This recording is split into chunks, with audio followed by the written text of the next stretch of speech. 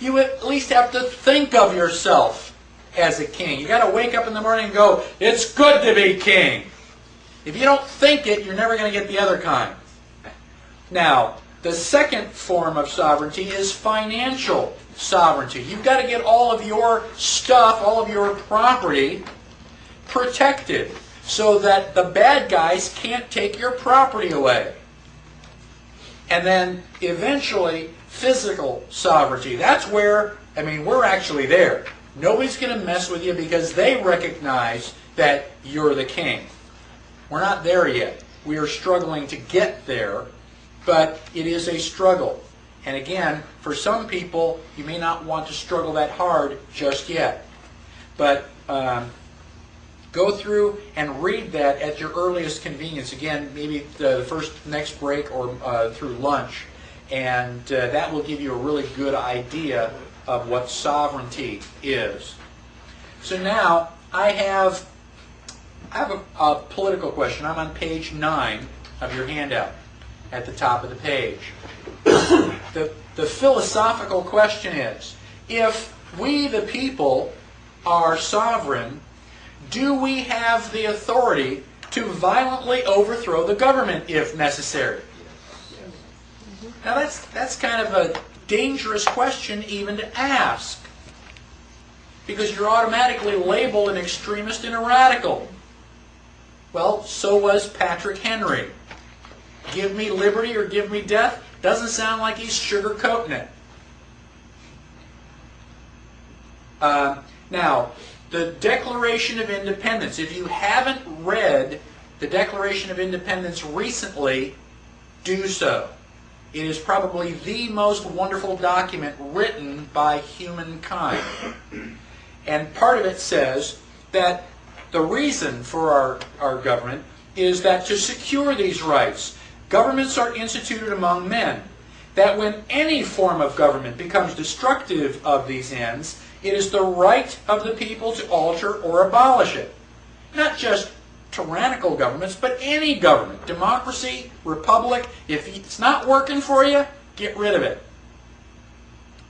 That governments long established should not be changed for light or transient causes. You don't want to overthrow the government just because you got another parking ticket. But when a long train of abuses and usurpations, pursuing invariably the same object, evinces a design to reduce them under absolute despotism, it is their right, it is their duty to throw off such government and provide new guards for their future security. So not only do you have a right to overthrow the government, but you have a moral obligation to do so. Ever been to the mall and had somebody else's kids running all over the place, swinging from the chandeliers? You know, they're just being a royal nuisance. Haven't you ever wanted to just go over and slap the parents? Who's responsible for those little monkeys that are causing everybody else grief? The mom and dad. And if they are not, responsible for their children, they are the ones that ought to get slapped. And the kids probably ought to be reined in a little bit too. Who's responsible for Congress? We the people. And if Congress is in Washington, D.C. doing all sorts of vile and evil things, who's responsible? We the people. We've got nobody to blame but ourselves. We have been rotten parents. And it's time that we grabbed our brat and shook it by the shoulders and put it back in its place. Now, if you think I am radical, let me share with you some thoughts from some of the founding fathers. Thomas Jefferson said, "And this country with its institutions belong to the people who..." Thomas Jefferson. "And what country can preserve its liberties if its rulers are not warned from time to time that this people preserve the spirit of resistance? Let them take arms. The tree of liberty must be refreshed from time to time with the blood of patriots and tyrants." Right? We're talking bloodshed if necessary. Abraham Lincoln. "This country with its institutions belongs to the people who inhabit it. Whenever they shall grow weary of their existing government, they can exercise their constitutional right of amending it, or their constitutional right to dismember or overthrow it. He also said, we the people are the rightful masters of Congress and the courts, not to overthrow the Constitution, but to overthrow the men who pervert the Constitution. How do you know if the Constitution has been perverted if you haven't read it? Let me give you a little commentary on the Holocaust. The Holocaust is generally deemed to be the worst travesty in human history. 5 or 6 million Jews. I don't know what the actual count was, but it was a lot of people. They did a genocide. They tried to wipe out an entire race. Hitler did not take Germany by force. He did not drive in with army tanks. Hitler was elected. Anybody have any idea what the vote count was? What his percentage of the total was? 98% in Austria-Hungary. That's just about everybody. Everybody voted for Hitler because he was going to solve all their economic problems. Did Hitler get elected on Monday and start throwing people into ovens on Friday? No. It was a gradual process. The first thing that Hitler did was start to write newspaper articles. Everything that was going wrong was the Jews' fault. They're the ones that caused all these problems. Did the Jews write their own newspaper articles and go, I disagree? Well, not that I can think of. I've never read any newspaper articles that, contradicted any of that. So then the Jews had to wear the Star of David so that we can tell who you are.